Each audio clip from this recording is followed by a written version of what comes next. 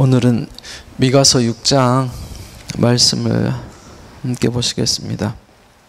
하나님께서 하나님의 백성을 심판하시기 전에 자연 만물들을 증인으로 세우시고 하나님 백성들에게 하나님께서 잘못하신 것이 무엇이 있는가 묻고 계시는 장면이 나옵니다. 1절에서 2절 말씀에 보니까 여호와가 하시는 말씀을 들으라라고 말씀합니다. 우리는 주님의 말씀을 들어야 합니다.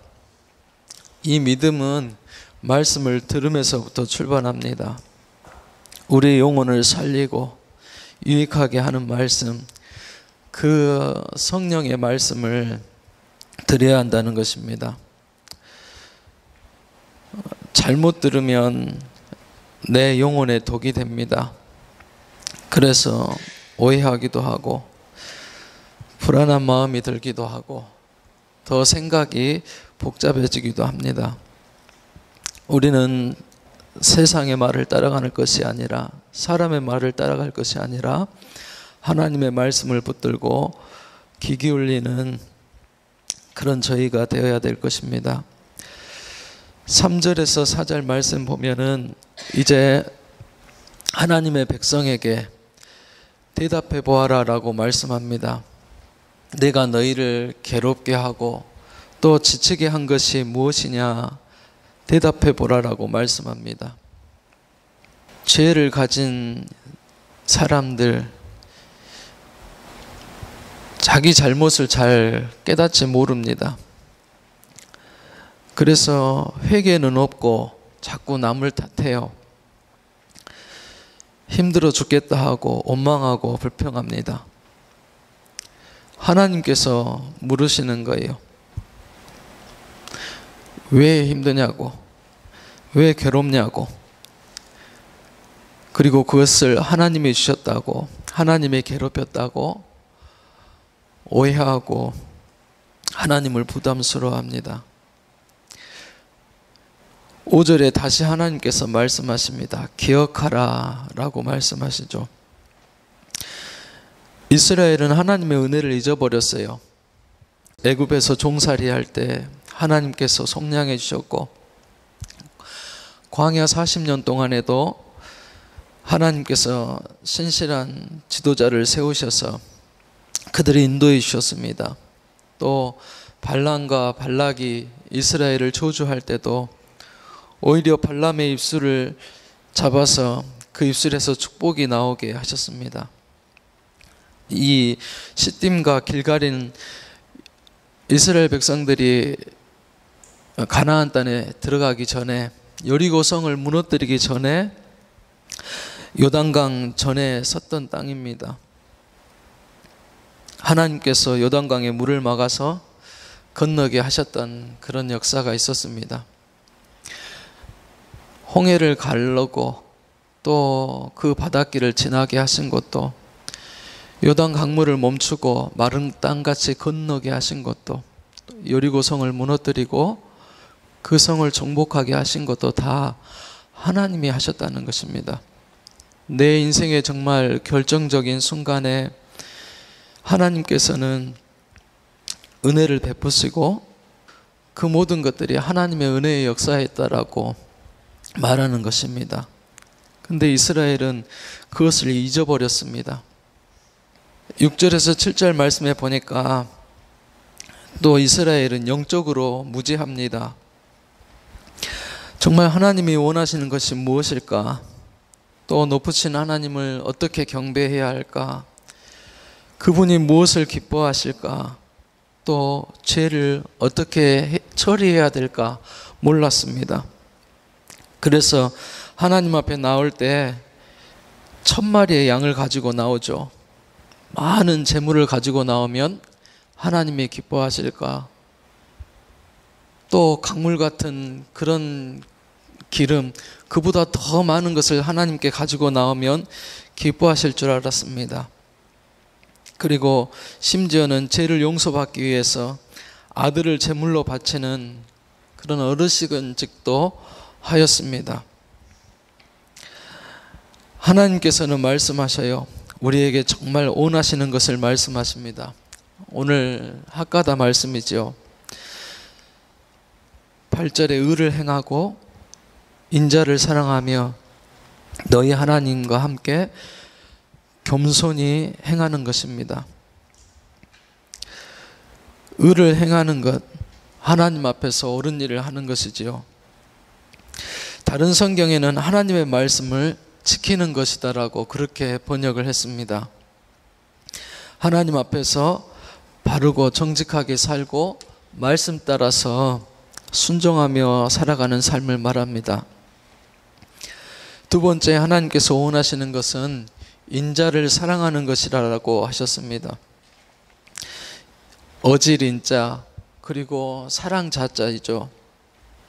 어진 마음과 사랑하는 마음입니다. 내 곁에 있는 사람, 이웃을 사랑하고 따뜻하게 돌봐주는 것입니다. 영어 성경에는 kindness라고 그래서 친절한 사람을 얘기합니다. 반대로 불친절하면 어떻습니까? 자꾸 남을 판단하고 사랑할 줄 모르면 싸움이 일어납니다. 친구가 없어집니다. 외로워집니다. 세 번째로 하나님께서 원하시는 것, 겸손하게 하나님과 동행하는 것이라고 말합니다. 베드로전서 5장 6절에 보면 하나님의 능하신 손 아래서 겸손하라, 때가 되면 너희를 높이시리라 라고 말씀합니다. 또 겸손으로 허리를 동이라, 하나님은 교만한 자를 대적하시되 겸손한 자들에게는 은혜를 베푸시느니라 라고 말씀합니다. 마음을 낮추고 또 하나님 앞에 겸손하게 엎드리는 것을 말합니다. 겸손하게 하나님 앞에 동행하는 것, 여기서 동행이라는 것은 하나님과 함께 걷는 것을 얘기합니다. 내 힘을 의지하는 것이 아니라 하나님을 의지하고 살아가는 것을 말합니다. 동행이 너무나도 중요해요. 매일매일 나의 의지로, 나의 힘으로 살아가는 것이 아니라 하나님과 함께 하는 것입니다. 그러면 동행하려면 어떻게 해야 될까? 첫째로는 뜻이 맞아야 할 것입니다. 저는 동업하는 것을 좋아하지 않습니다. 그래서 누가 동업한다 그러면 저에게 와서 자문을 구한다면 저는 절대 만류합니다. 다 뜻이 맞지 않아서 다투고 또 갈라서는 것을 보았기 때문입니다. 뜻이 맞지 않는 사람하고 같이 일한다는 것, 그거 자체가 고통입니다. 하나님과 동행하려면 우리도 하나님 뜻에 맞추어서 살아가야 됩니다. 또 동행하려면 방향이 같아야 합니다. 서울 가는 사람이 부산 가는 사람이 함께 동행할 수 없겠죠. 또 천국 갈 사람이 지옥 갈 사람이 함께 동행할 수 없을 것입니다. 믿음의 조상 아브라함은 어땠습니까? 하나님이 지시하는 곳으로 갔습니다. 갈 바를 알지 못해도 하나님이 방향을 가르쳐 주니까 그것을 따라갔습니다. 그래서 평생 동안 동행할 수 있었다라고 성경은 말합니다.